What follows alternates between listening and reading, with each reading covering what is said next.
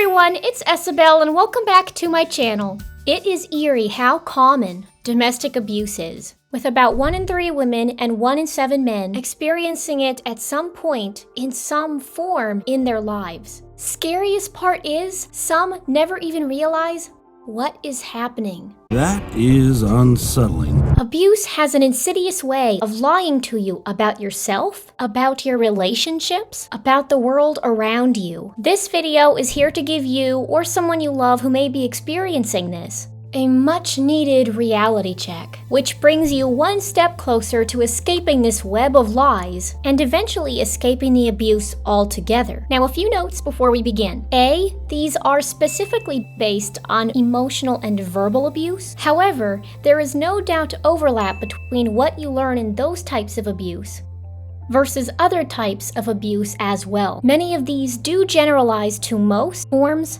that are out there.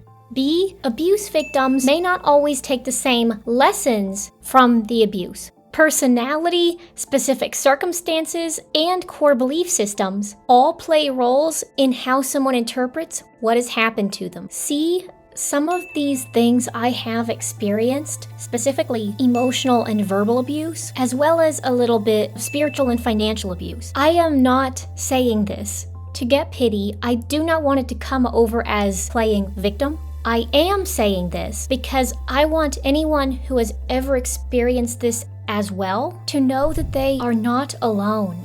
And for those of you who are fortunate enough to have never experienced this gives you an inside glimpse of what it is really like and how someone who has experienced this really thinks. Let's get on with it. Number 1, I am the problem, or I deserve this. It is so easy to start thinking that we deserve abuse, that only someone horribly problematic would deserve to be treated this way. Many abusers claim that they are trying to help us learn right from wrong. But really, discipline and natural consequences are more than enough to teach right from wrong. Abuse is not the same as discipline. Discipline means that the consequences of the behavior fit the behavior that caused it, and it is done to teach right from wrong, which ultimately benefits the recipient of the discipline because they are learning a useful lesson. Abuse, on the other hand, is done to take power away from the recipient of the abuse, or it is done so the abuser can unleash unfettered emotions, which help them feel better, but harms the victim. Discipline should be appropriate to age and relationship, such as a parent removing a child's crayons for drawing on the wall. But abuse oversteps boundaries, such as a boyfriend taking away his girlfriend's cell phone because she called her best friend against his will. Discipline focuses on understanding and changing unhealthy behavior, while abuse attacks the person. Discipline does not remove access to basic physical and emotional needs, like food or water or respect. But abuse does. No one deserves abuse. 2, I am either perfect or worthless. As we already discussed, abuse, by definition, isn't merited. It results from the toxic character of the abuser. If a victim is not aware that they are dealing with abuse, it is all too easy to internalize these personal attacks and constant criticism. You are deformed. I am deformed. And you are ugly. And I am ugly. Now, it is much easier for children to fall into this way of thinking, but adults can as well. Abuse often warps our logic and our beliefs. Here's how a victim's logic might go. He's attacking me. I want it to stop, so I'll avoid the behavior that caused him to attack me. Now he's attacking me over this thing, and this too. I need to work on those as well. He won't stop. Maybe the problem isn't my behavior. Maybe it's me. Maybe I'm a screw-up. I am such a screw-up that I am not worthy of love and respect. If I were worth it, wouldn't he be giving me what I deserve? If I could just stop making mistakes, do everything right, I'd be worthy of respect and love. But I can't seem to stop making mistakes. I will never be perfect, so that means that I'll always be worthless. Remember, we all deserve respect and love. Those should be unconditional as human beings. If someone withholds those fundamentals or other fundamentals as a way of teaching you a lesson, it is not discipline, it's abuse. Please review that first point where I distinguish between discipline and abuse. Internalize the difference, cling to it. It is the key that sets you free from thinking someone's toxic behavior is your fault. 3. My needs and wants are not legitimate. Abusers want everything their way, and they have no qualms trampling your own needs and wants underfoot to get their way. It's legitimate to want safety, open and honest communication, compromise, stability, dependability, loyalty, respect, love, time and space to be yourself, and basic physical needs like proper food, water, air, shelter, and needed medical care to be met in a relationship. But in order to get their way, abusers may imply or outright say that even legitimate needs and wants are too much to ask for or selfish to expect.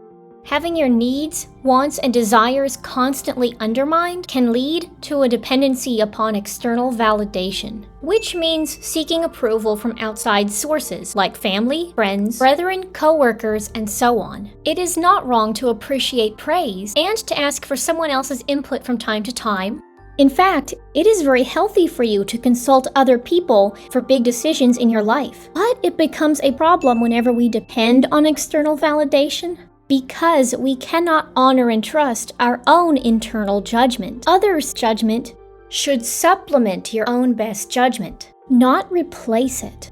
But trust me, pet. Mother knows best. Hold that thought. We are going to talk more about external validation in the next point too. This is cliche at this point, but it is cliche for a good reason. It's true. It is not selfish to have your own needs met. Number 4, I can't trust my own judgment. So, external validation. Abusers want you to be dependent on external validation.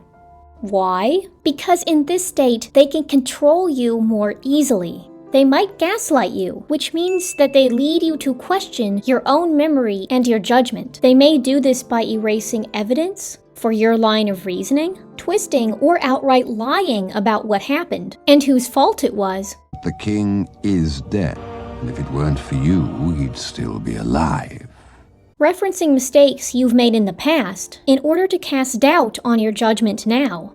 Or belittle your reasoning and memory with lines like, "Oh, you always did have a bad memory. You're just overtired. You're blowing it out of proportion." After so much gaslighting, you do start to doubt yourself and depend on other people's judgment in its place, which an abuser is oh so happy to take up the role of. This is also why abuse cycles tend to repeat if active measures like therapy do not intervene to break the cycle. Take a victim who grew up with abusive parents and now seeks tons of external validation.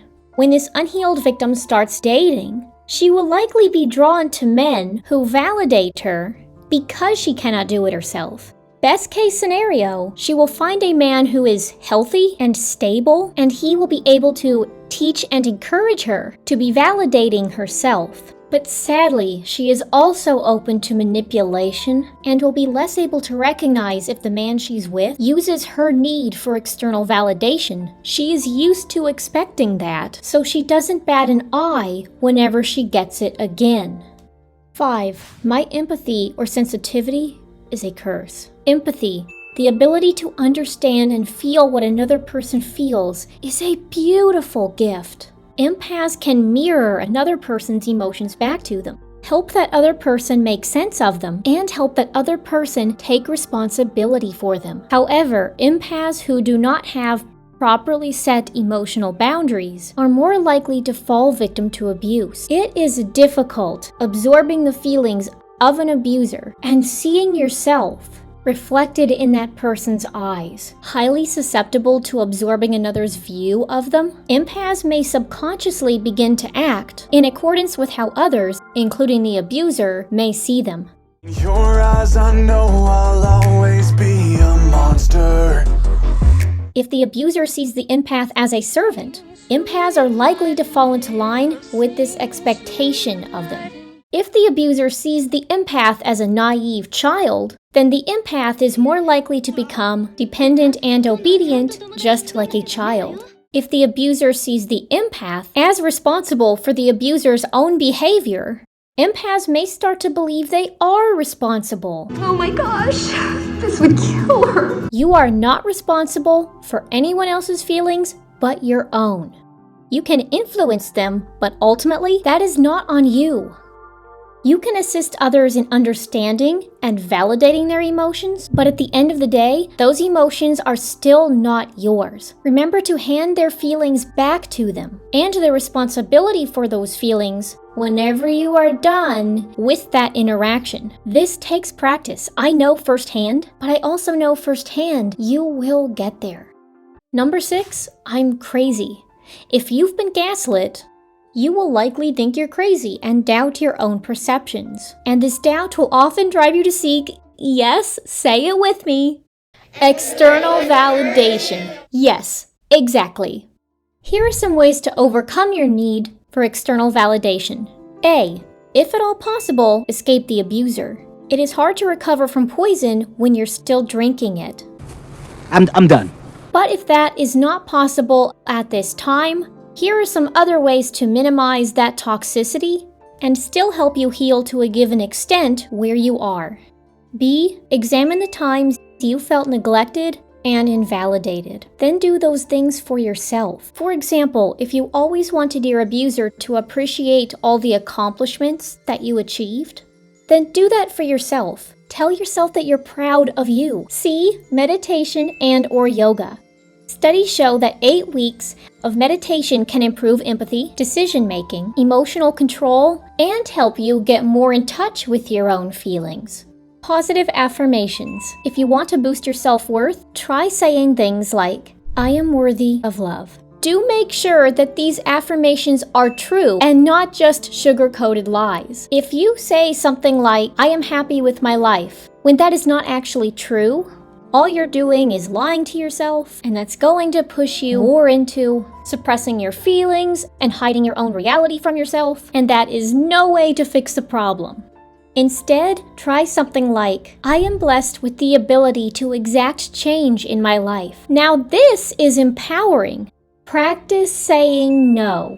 Start with small requests and then work your way up to larger ones. Build a support group. If you are just now leaving a toxic relationship, I strongly recommend that you find a therapist first and foremost, because a therapist can help you see what supportive people actually look like and therefore help you actually find them. Number 7, it's not physical or sexual, so it's not abuse. All abuse is horrible in its own way.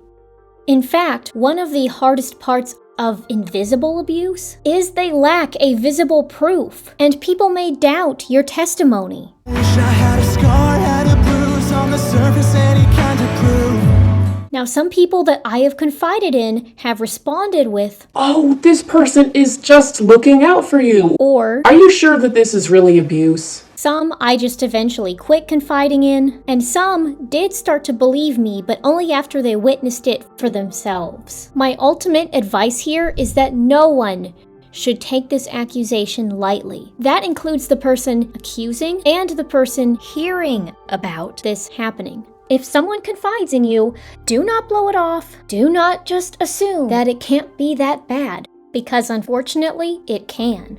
Now, if you think you might be dealing with it, look into it, learn more about it. I strongly advise you go to a mental health professional and have it verified. 8. I'm always responsible, or on the flip side, I'm never responsible. I am very familiar with this one. When I was younger, I thought I was to blame for everything happening because I was such a disappointment. I'm so sorry, I was never good enough.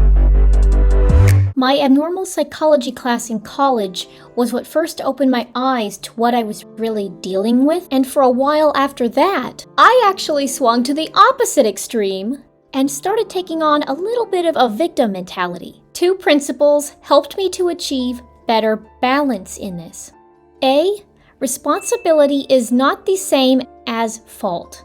Fault is about blaming and shaming another person. Responsibility is about empowering yourself to take the reins on important decisions, including the consequences of your decisions. This is so cliche, but... With great power comes Don't great... you dare finish that sentence. Don't do it. I'm sick of it. Here's the flip side of this. We cannot reject responsibility without rejecting our own power as well. What happened is not your fault, but it is your responsibility to heal and move forward. B, in psychology, there's what's called the locus of control, which refers to our beliefs about what has caused things to happen in our lives. People with an internal locus of control believe their attitudes, choices, and behaviors led to their current circumstances. People with an external locus of control believe that forces outside their control are what led to their current circumstances. Here's the truth. Some things we can't control, some things we can. The trick is knowing the difference. Observe this graphic on the screen. Learn to hold yourself responsible for everything inside the circle, and either learn to adapt or accept everything outside the circle. Number 9, I am both too much and not enough. Too much effort, money, time, energy, but also not enough. Not smart enough, talented enough, mature enough, high-paid enough, accomplished enough, educated enough, charismatic enough. The list goes on. Sloppy, underdressed, immature, clumsy, please. They'll eat you up alive. Got news for you.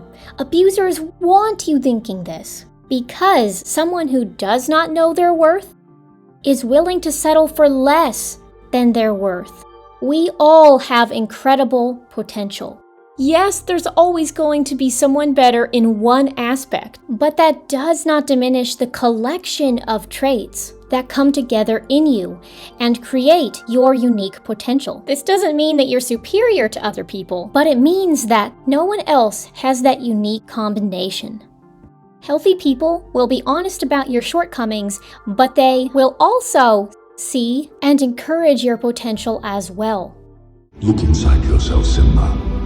You are more than what you have become. They will not act as though your flaws somehow define you or outweigh the value that you give. Number 10, the only person I can trust is my abuser. Many abusers try to cut you off from other people in your life. It's I alone whom you can trust in this whole city. Whether that's by physically separating you or trying to emotionally drive a wedge between you and other people, such as saying that your friends and family are telling nasty lies behind your back, and therefore, you cannot trust them anymore. Abusers do this in an attempt to maintain control. Now, sometimes even healthy people will try to get you to cut off someone they see as unhealthy. So how can you distinguish between an abuser trying to cut you off unduly from other people and someone healthy who has your best interests in mind? It can be tough to tell, but here's a few tips that can help you. First, if you're an older teen or an adult, and if you have not given any reason to merit their distrust, then a healthy person will typically explain their reasoning and show concern, but leave the ultimate decision up to you. They respect your autonomy, except if they are worried about injury or death. Second, a healthy person can give you pretty solid evidence for their reasoning. An abuser, in contrast, might take a neutral or cherry-picked piece of information and come up with this convoluted story about why exactly this explains their reason for saying you ought to leave this person. If someone must jump through hoops to explain their reasoning, take it with a pound of salt. Third, and this one might be the most telling, a healthy, stable person will likely encourage you to be around those people whom they trust with your safety. Now, an abuser might start out very slow, but watch over time. Eventually, there's a good chance they will try to undermine and burn every bridge that you have in your life except your relationship with them. 11, I'm so lazy. But if you feel underproductive, you might just be exhausted. I perpetually feel drained, and for many years I suspicioned that it was because of the abusive environment. When I started therapy, my therapist confirmed, yes, abuse is absolutely an energy drain. If you feel low energy, I still do recommend going into your doctor, getting your hormones and your blood and all your other vitals checked. You don't want to assume that it's psychological, just in case there is a problem. You want to explore all avenues. But if the tests reveal no physical problems, or you find problems and you get them fixed and you are still low energy, that's whenever it's a good time to really be honing in on the psychological causes. Number 12, everything is scary and overwhelming. Psychological studies have shown that abuse, in particular narcissistic abuse, changes the actual brain structure, I kid you not. Nobody move! Drop my brain. It changes physical parts of you. The amygdala is an almond-shaped piece of the brain that controls breathing, heart rate, basic emotions like love, fear, hate, lust, and our fight and flight response. Abuse causes constant anxiety and stress. And just like a muscle that gets larger with use, your amygdala grows in size. It gets accustomed to working overtime. This now alert and jumpy little organ is going to lead victims to overreact, even whenever it's not warranted.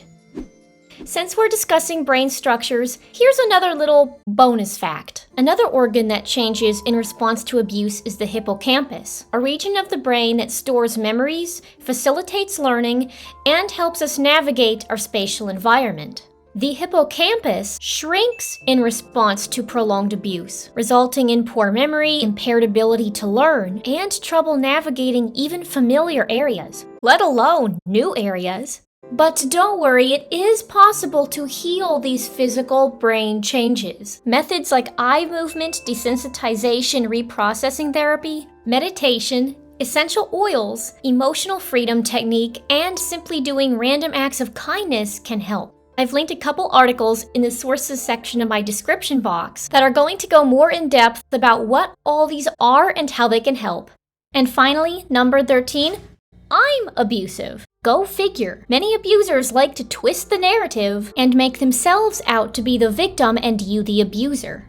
Then they can use this guilt to further control you.